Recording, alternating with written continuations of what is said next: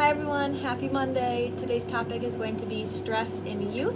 But first, if you are in need of assistance, please contact OCO's Crisis Hotline at 1-877-342-7618. And if you are not able to call the hotline, please utilize the chat box that I will link up above. So let's jump right into today's topic. So stress is often seen as an adult condition or an adult experience, but honestly, children can experience stress too. And they often do, we just don't see the signs of it. Stress in children can often result from school, friends, family, changes in their routine, and many other situations. Some of these signs of stress in children we are going to review are often overlooked or seen as something else. So one sign is anger or irritability, and this is because children don't always have the words to describe how they feel, and stressed out kids might be more short-tempered or be more argumentative than normal.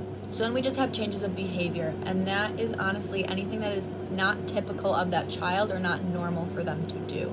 And this is not a great example for this time period, but just to give an example of what a change of behavior might be, is if a teen is really active and out and about and everything, and now is not wanting to leave the house.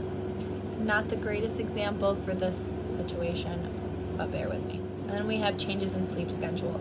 And that might be having trouble falling asleep or sleeping too much or just feeling tired all the time. And then we have neglecting responsibilities, and that may be if a child is dropping the ball on their homework or procrastinating more than usual. Stress may be a factor. Just like sleep changes, we have eating changes, and eating too much or too little are also reactions of stress. The last sign I'm going to go over is getting sick more often, and typically stress leads to physical symptoms such as headaches or stomach aches. Some things parents can do in this time to help their youth is to monitor those behaviors and thoughts, feelings, and their health, and to pay close attention to those symptoms and signs. They can really encourage participation in certain activities to help reduce stress and to learn and model stress management skills.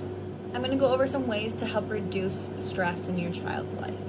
Tell your child it's okay to be imperfect. Often we feel it's necessary that our children perform well and are great at sports and school. It is important to encourage your child to work hard in those areas, but it's also important to accept and embrace your child's mistakes and imperfections. Just like adults, stress in children can cause those negative thoughts and self-criticism, often referred to as glass half empty. So it is very important to remain that glass half full type of person for your child. To piggyback off of that thought, it is very important to encourage positive thinking and to model positive thinking. Something that I saw that really clicked with me is your brain will start to believe everything you tell it. So if you tell it every day, I'm useless, it's going to start to believe you're useless and act accordingly. So if you tell yourself, I'm worthy every day, your brain is going to believe that you're worthy and it's going to start acting accordingly. Typically in today's world, we're so busy scheduling things like doctor's appointments, when to go grocery shopping, sporting events, school, dinner, everything like that. And it's also important to schedule relaxing activities. Encouraging good sleep hygiene, and maybe you can't set their bedtime for them, but help them set their own bedtime so they can get an efficient amount of sleep. We want to have discussions about their feelings, but we also want to make sure that we're listening to them as well. And let them talk when they're ready to talk, not when you want them to talk. Some activities to help reduce stress include exercise, deep breathing. We have Breathe, Play, Love yoga page I will link up above to help with some breathing techniques. Sensory activities, that could be anything from Play-Doh to stress balls to finger painting. Your youth could try journaling, and this is a great way to write down thoughts, draw pictures of situations, and even help them to understand how to handle a stressful situation.